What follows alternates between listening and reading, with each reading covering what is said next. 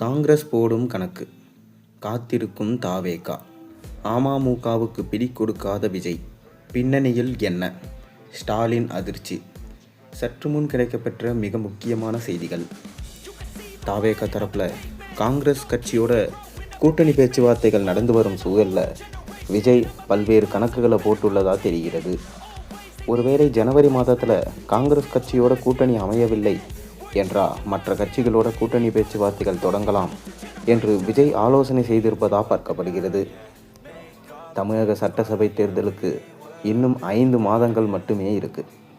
கூட்டணி பேச்சுவார்த்தை, பிரச்சாரம், உட்கட்சி பூசல், வேட்பாளர்கள் தேர்வு என்று திமுக மற்றும் அதிமுக ஆகிய இரு கட்சிகளும் பல்வேறு அணிகளை தீவிரமாக மேற்கொண்டு வருது. இன்னொரு பக்கம் தாவேகா கரூர் சம்பவத்திற்கு பின் பெரிதா எந்த பணிகளையும் செய்யவில்லை. எஸ்ஐஆர் நடவடிக்கையை கண்காணிப்பதற்கு கூட தாவேகாவின் பூத் கமிட்டி நிர்வாகிகளை களத்தில் பார்க்க முடியவில்லை.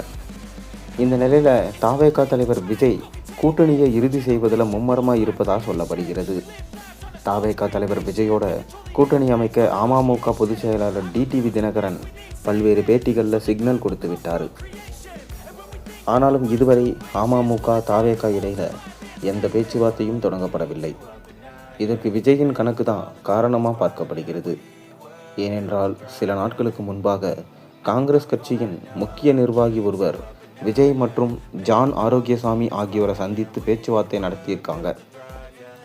கரூர் விவகாரத்தில் விஜயோட தொலைபேசியில் ராகுல் காந்தி உரையாடிய பின்னரே இந்த சந்திப்பு நடந்திருக்கு.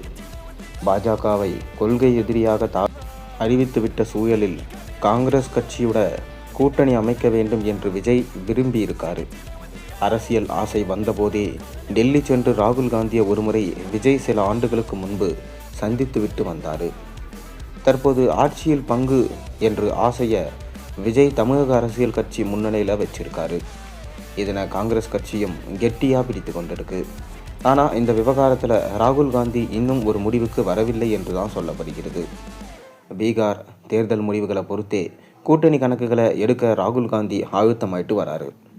பீகாரில் ஆர்ஜேடி காங்கிரஸ் கூட்டணி வெற்றி பெற்றா திமுகவிடம் கூடுதல் தொகுதிகளை ஒதுக்க கோரிக்கை வைக்கலாம் என்றும், ஒருவேளை என்டிஏ கூட்டணி வெற்றி நிதிஷ்குமார் முதல்வராக நியமனம் செய்யப்படவில்லை என்றால் சர்ச்சைகள் எழும்.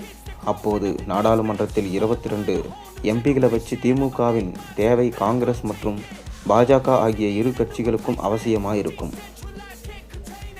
இதனால் தாவேகா தலைவர் விஜயை சில காலம் காத்திருக்க காங்கிரஸ் கட்சி தரப்பில் சொல்லப்பட்டிருக்கு. இதன் காரணமாக தாவேகா தலைவர் விஜய் அமமுக உள்ளிட்ட மற்ற கட்சிகளோட பேச்சுவார்த்தை தொடங்கலாம் என தெரிய வந்திருக்கு. ஒருவேளை காங்கிரஸ் கட்சியோட கூட்டணி அமைஞ்சா திமுக கூட்டணியில் இருந்து இன்னும் சில கட்சிகள் இயக்க முடியும் என்று விஜய் நம்புவதா தகவல் தெரிந்தவங்க கிட்ட இருந்து தகவல் வந்திருக்கு.